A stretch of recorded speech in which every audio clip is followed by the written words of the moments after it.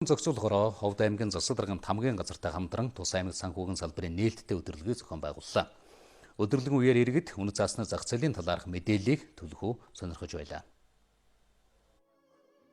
Жаргалан цумын алаг толгой багийн иргэн Яма 1990-ад онд иргэн бүрт олгож байсан цэнхэр ягаан тасалбарын талаар мэдээлэл авахар иржээ. Тэрээр 90-ад оны өмч хувьчлалд оролцохдоо цэнхэр тасалбараараа ямар компани хувьцаанд хөрөнгө оруулснаа ч мэдээгүй өнгөрсөн байна. 90-ад оны хувьцаанаас би 3,000-ийн хувьцааг бол Оёлын Стори компанид ажиллаж байхдаа авчихсан.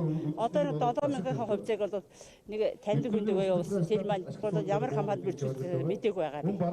Яг зүгээр тэр өөрийнхөө регистрашүүлгээд аль компанид байгааг нь мэдж авсан. Уцаасны дэвтэр хадгаламжийн төв дээр таны бүртгэл бол байгаа. Тэн дээр одоо та дэлгэрэнгүй бүртгэлээ аваад тэгээд тэрэн дээрээс үнэлээд та тэрийг одоо зарах захиалга буюу бицэг компанид өгч болно.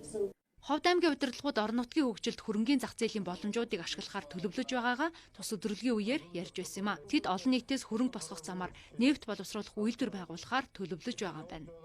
Нутгийн хэмжээний Улаанбаатар хотын одоо төвшөнд одоо шатхууны үн тарифыг аваачих юм бол мэдээж ард иргэдийн суур зардал хэмнэгдэх юм. Ийм учраас бид нэр одоо нефтийн үйлдвэр жилдээ 50,000 тонн нефт боловсруулах хүчин чадалтай нефтийн үйлдвэрийг барьж байгуулахаар бид нар зорж ажиллаж байна. Манай улсын банкнаас бусад санхүүгийн салбар сүүлийн жилүүдэд дунджаар 30 орчим хувиар өсөж байгаа. Одоогийн байдлаар Монгол улсын дотоодын нийт бүтээгдэхүүний 16 орчим хувийг эзэлж байна. Цаашид энэ зах зээлийг хөгжүүлж, банкны салбартай зэрэгцүүлэхэд орон нутгийн иргэдийг мэдээлэлжүүлэх ажил чухал байгааг Ховд хотод болсон санхүүгийн салбарын өдөрлөгийн үеэр зохион байгуулагчид нь хэлж байлаа. Иргэд маань энэ чиглэлийн одоо мэдлэгтэй, мэдээлэлтэй байхын хэрээр зах зээлээс одоо хүртэх өгөөж нь илүү их сайжрах учиртай байна. Тэгэхээр энэ одоо чиглэлийн одоо үйл ажиллагаанд өнөөдрийн өдөрлөг одоо бүхэлдээ чиглэж байгаа зөвхөн иргэдэд төдийгүй орон нутгийн удирдлагуудын хувьд ч гэсэн бүхэл түвшиндээ санхүүгийн зах зээлийг ойлгохын навд бас их чухал байгаамаа. Одоогийн байдлаар санхүүгийн зохицуулахаараа нийт 4 аймагт санхүүгийн өдөрлөгийг зохион байгуулад байна.